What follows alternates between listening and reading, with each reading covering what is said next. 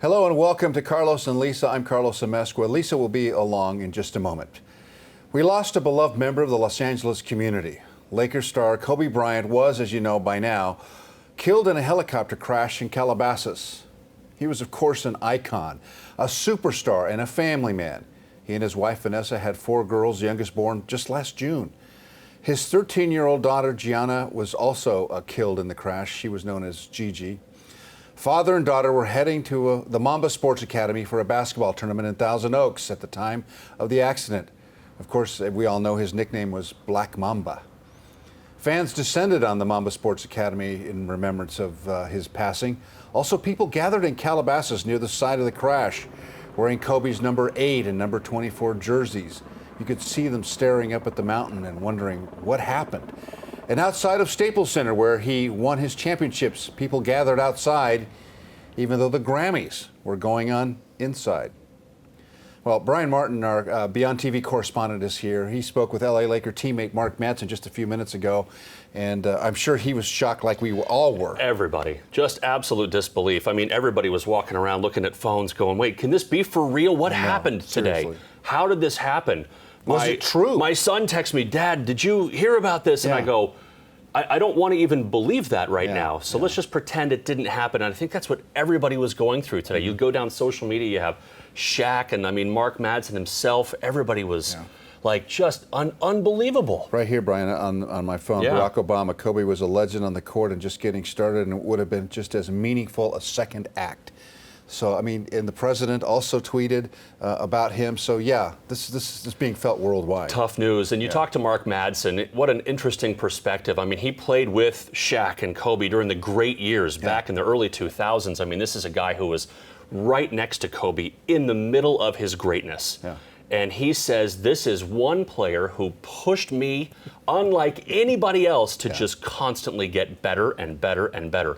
Always there, late every day, demanding, forcing his entire team to just be a better basketball player. When you speak to Shaq about, and funnily enough, or interestingly enough, not funny, I never interviewed him. Never got I talked to all the Lakers. Rick Fox, Shaq, all around him. Go the whole team. Kobe was not necessarily friendly to the media all the time, so the couple opportunities that I would have had, he wasn't interested in speaking, so we didn't get a chance to. But Mark and him had a really interesting relationship, and I want to hear what he had to say to you. Yeah, it's a very great conversation that I was able to chat with him, so let's see what Mark has to say. It's been a hard day. It's been a really hard day. I think when I first got the news, I honestly thought it was a joke. I thought it was a prank that someone was playing. And then I kept checking the news. The first thought I had is, this is too soon. This is too soon for Kobe, but obviously we don't make that decision. But my thoughts and condolences go out to Kobe's family. You were part of, I guess, this Laker legacy. Take me back to what it was like to be a teammate of Kobe Bryant and what he was as, more than just a player, beyond the player, but as a person as well. Well, I think, first of all, let me start with Kobe as a player. Kobe brought so much happiness and excitement into people's lives, including us as his teammates.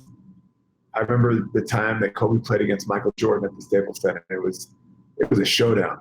Michael Jordan was with the Washington Wizards, and Kobe went out there, and I think he got 50 points. I think he made 12 threes.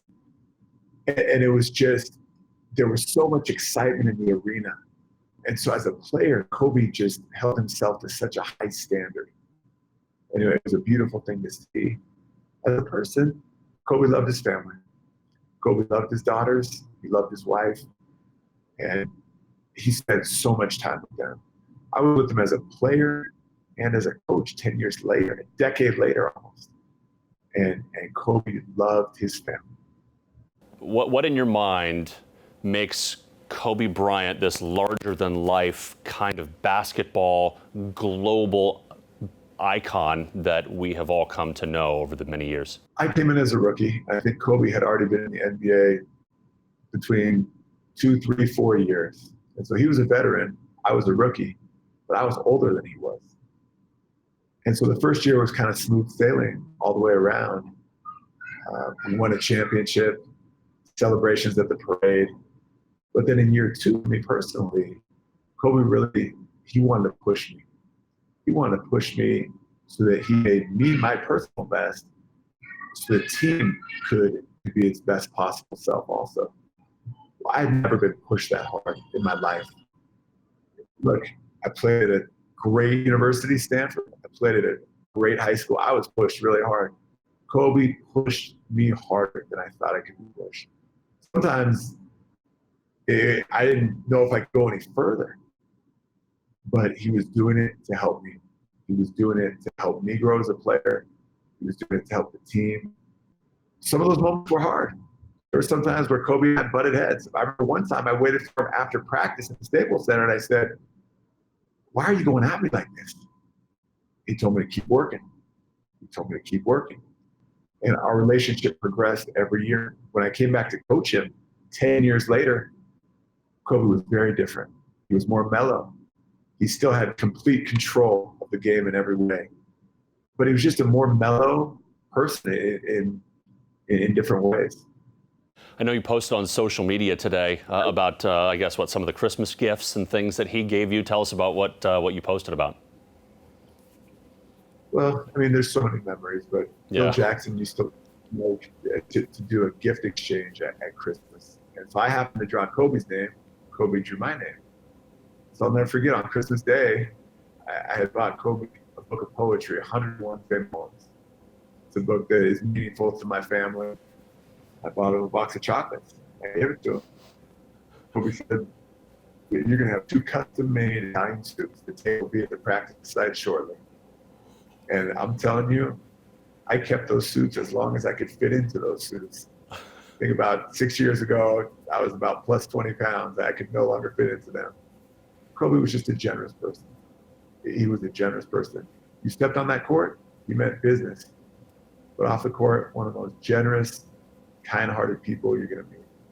That's a great sense of humor. Yeah, you have to kind of smile when you're, looking back on a life that has passed like that. But he had a unique relationship with Italy because he played there. He grew up there. Part of his life growing up there, he speaks perfect Italian. Interesting. Spanish. He grew up playing soccer. So, I mean, this is a well-rounded young man, Kobe Bryant. Indeed. Yeah. LA has definitely been grieving, dealing with this. Social media is exploding with all sorts of memories and condolences as well. I mean, my phone, every other one was a Kobe story of some sort. And we see people with as I said earlier, with the jerseys walking around the complex where we record this program. Also, people walking around with the jerseys. Wearing number 24. It's definitely impacting everyone around us. So, of course, this is part of the Los Angeles family. Right. As I said at the top. On Twitter, Shaq said Kobe was so much more than an athlete. He was a family man.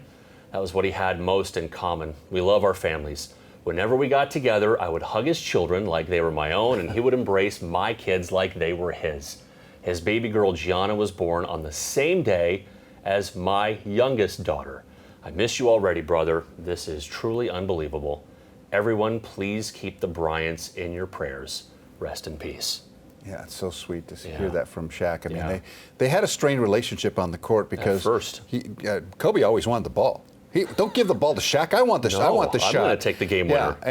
But that stress, I guess it's a better word, is tension. Right. That tension really worked magically on the floor. And you could tell as they grew up a little bit and matured together as a team that they were able to actually use it to their advantage and win some championships. So it was Kobe, Shaq, Phil. Yeah. Those three. I mean, was it was absolute magic. Yeah. And the thing about it was, even after Shaq left, Kobe was determined to prove himself as a champion.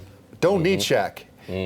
I will do it, and he did it 2 more times. Right. Yeah, I mean that's that's what took remarkable. him to that transcendent level of one of those amazing athletes in sports. It's the Tiger Woods, Michael Jordan, Kobe Bryant, Kareem Abdul-Jabbar kind of a level that not anybody even really comes close to. I know. So I mentioned Kobe grew up in Italy, was a huge soccer fan, was a big supporter of the LA Galaxy, and eventually the other soccer team, what's it called, FC LA, the Football Club LA. Sure. That's so popular now. But he loved soccer, and among the people that Kobe admired was Landon Donovan, and Landon spoke to our Lisa Remillard.